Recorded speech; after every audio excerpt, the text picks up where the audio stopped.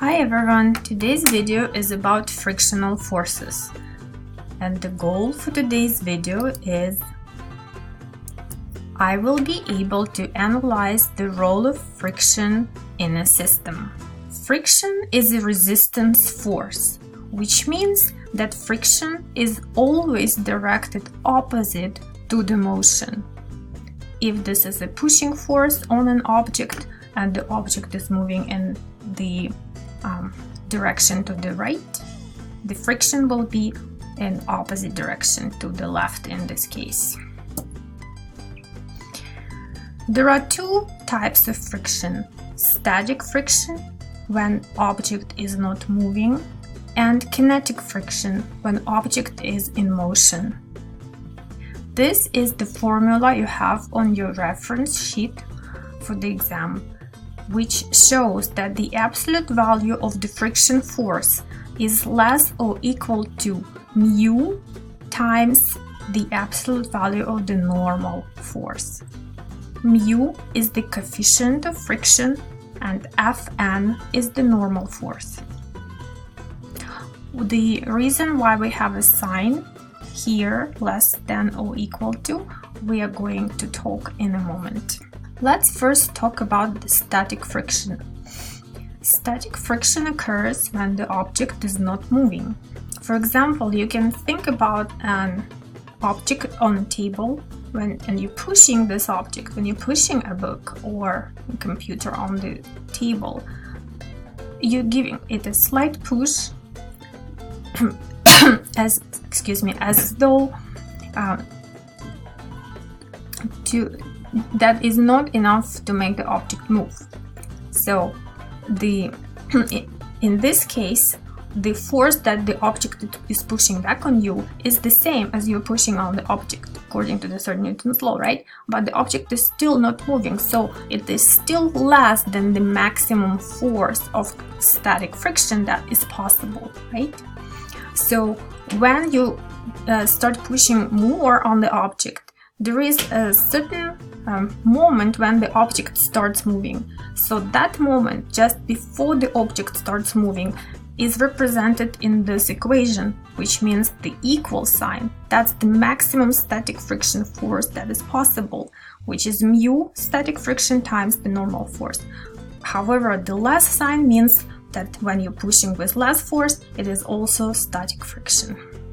Kinetic friction occurs when the object is in motion, and kinetic friction is equal to the mu k, which is coefficient of kinetic friction times normal force. Let's look at this example.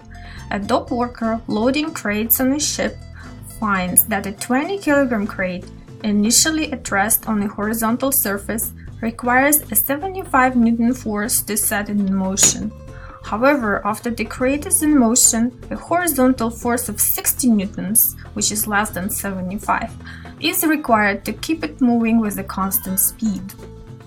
It's important to think about this one too. So find the coefficients of static and kinetic friction between the crate and the floor. So we want to find the two coefficients of friction, static and kinetic. So let's look at our problem that we need to solve. I just rewrote the problem here. The M is 20 kilograms. We know that the force required to make the crate move is 75 newtons. Force required to make it keep moving at a constant speed is 60 newtons. So we need to find first the coefficient of static friction. We are drawing the free body diagram for the crate. The net force in x direction is equal to the F1, the force that the crate is pulled with, minus the F subscript friction S, which is the force of static friction. Then we know that there is no acceleration, so F net in x direction equals to 0. And we can solve using these two equations for the coefficient of static friction. So F1 equals mu as times normal force, where mu(s) equals F1 over the normal force. And we know the values for the forces, so we can say that the F net we know the value for the F1 force, which is 75 newtons, but we don't know what F normal force is. To find the normal force from our free body diagram, we need to write the equations in vertical direction, in y direction. So we can say that F net in y direction equals normal force minus Fg, and there is no acceleration in vertical direction, so F net y equals to 0, and we can solve using these two equations for the normal force. The normal force equals to the mg. Then we can go back to our equation for the coefficient of static friction that we found, and we can continue, but instead of normal force we can write mg, and we can continue here where coefficient of static friction is equal, we substitute for numerical values that we know, 75 newtons, 20 kilograms, 10 meters per second squared, and coefficient of static friction equals 0.0375. This is one of the few units in physics that is unitless. I mean, few, yes, so the coefficient of friction is unitless. There are no units. Now let's find the coefficient of kinetic friction when the crate is in motion. So this is the free body diagram for the crate. We can see that in vertical direction the forces of gravity and normal forces are equal. There is no acceleration in vertical direction. And in horizontal direction, the force F2 is equal to the force of kinetic friction, because the object is moving with constant speed, which means there is no acceleration. So we're writing the F net for x direction, which is F2 minus F sub Fk, and F net x equals 0. Then we can solve using these two equations for the force of friction. We can use our formula. Force of friction is mu of kinetic friction, coefficient of kinetic friction, times the normal force equals to 0. So the coefficient of friction equals F2 over the normal force, which is the same as F2 over the mg. We know that the normal force is equal to the mg from our previous example, from the part 1 of this problem. When we plug in the numerical values, we get 60 newtons divided by 20 kilograms and 10 newtons. I'm sorry, this is 10 newtons per kilogram, which is the same as meters per second squared. And we can see that the coefficient of kinetic friction is 0.3. Now let's look at our second example, which is similar to the problem we solved in the previous video for equilibrium. However, in this case we have mass 1 equals 12 kilograms, m2 equals 8 kilograms, and we need to find the coefficient of static friction if the system is in equilibrium. So there is a friction on the inclined plane. So this is the same problem. I just redrew it, and we have first we want to do the free body diagram for the vertical mass, which is the easiest case out of these two. So for M2 we have a tension acting on the mass in vertical direction, and force of gravity for the second mass is going down, and there is a balance between these two forces. The mass is not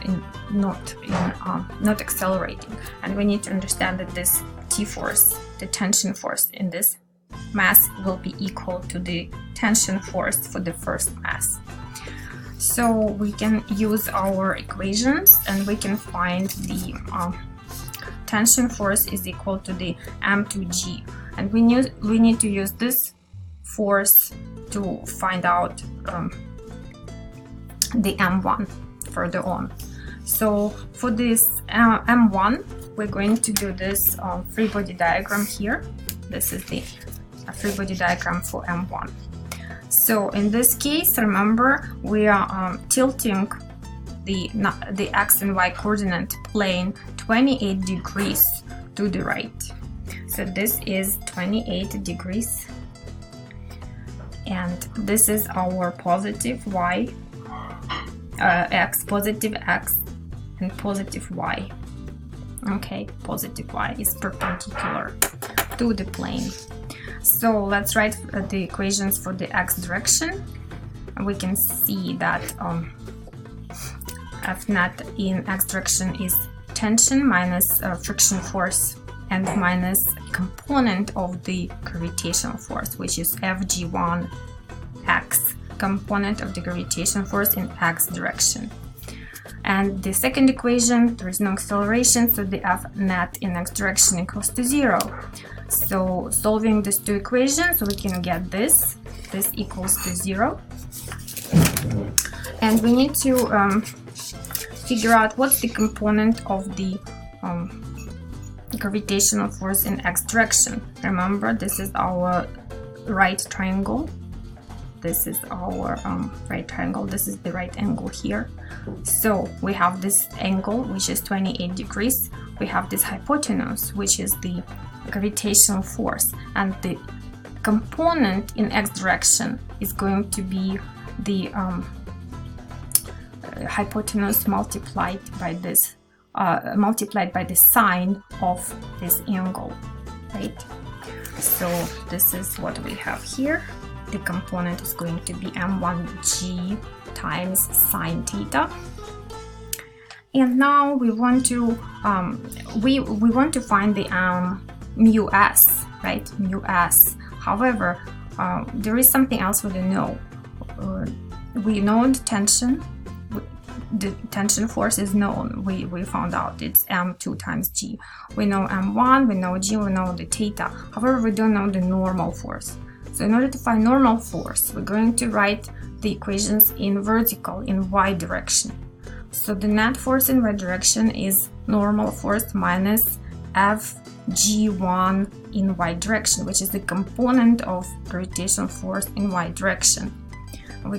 And the second one is there is no acceleration in y direction, so the F net equals to 0.